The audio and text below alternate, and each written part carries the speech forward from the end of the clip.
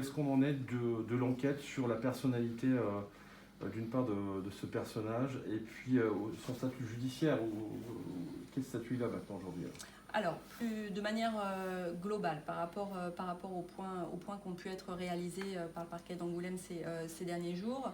Donc, on est sur la fin de la procédure avec l'ouverture d'informations qui a eu lieu en début d'après-midi, la mise en examen de ce monsieur pour des chefs de tentative d'assassinat et d'assassinat, avec des débats devant le juge des libertés de la détention qui sont actuellement en cours.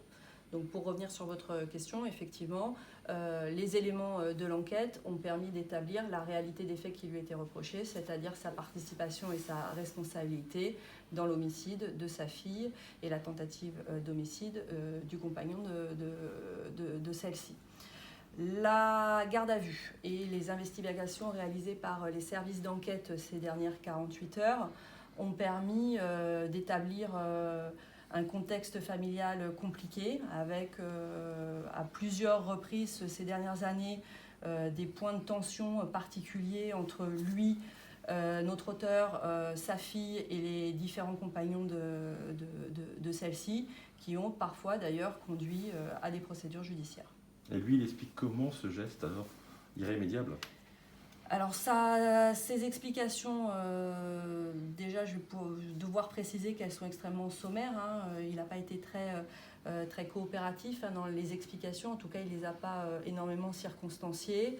Il évoque en toile de fond un contentieux et un mécontentement de sa part en lien avec des divagations d'animaux qu'il reproche au couple de sa fille.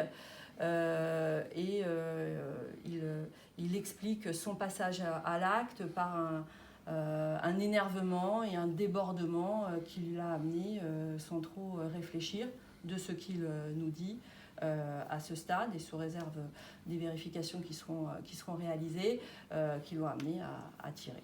Est-ce qu'il va être mis, pas mis en examen, mais incarcéré ou pas alors, en tout cas, le ministère public s'est positionné en ce sens. La gravité des faits, les conséquences dramatiques de son passage à l'acte.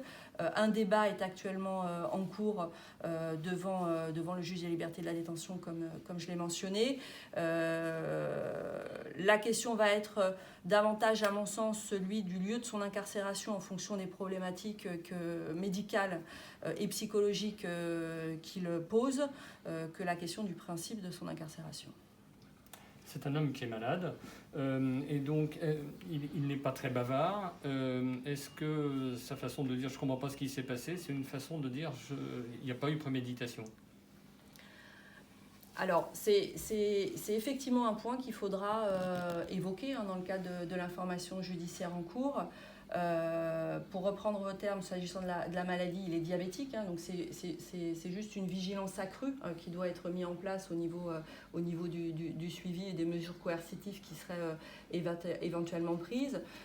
Concernant son caractère un peu prudent et peu expressif dans ses déclarations, je vous dirais que c'est quelque chose qu'on retrouve dans d'autres dossiers.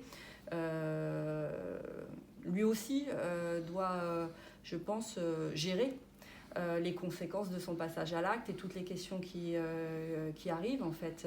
Et on le pousse un peu, mais ça c'est le travail d'enquête, dans ses retranchements par rapport aux explications qu'il donne. Pour l'instant, il reste sur quelque chose, une explication qui consiste à dire que ça lui a échappé en fait, que c'était pas son objectif et que ça lui a échappé. Mais il le dit pas de manière, je dirais, aussi fluide et posée que je l'exprime devant vous. C'est beaucoup plus difficile à sortir. Et il a tiré avec un fusil de chasse. Oui. D'accord. Et vous, en tout état de cause, vous avez retenu la préméditation? Oui, parce qu'on a pu considérer que les éléments, entre guillemets, je l'avais évoqué au départ, d'embuscade, entre guillemets, qui étaient les conditions dans lesquelles, en fait, plus précisément, il a attendu le retour du couple, permettaient de considérer que c'était un geste prémédité. Et donc ça, c'est des éléments, encore une fois, et avec toutes les réserves nécessaires à ce stade, qui sont confortés par un certain nombre d'éléments du dossier, notamment des témoignages.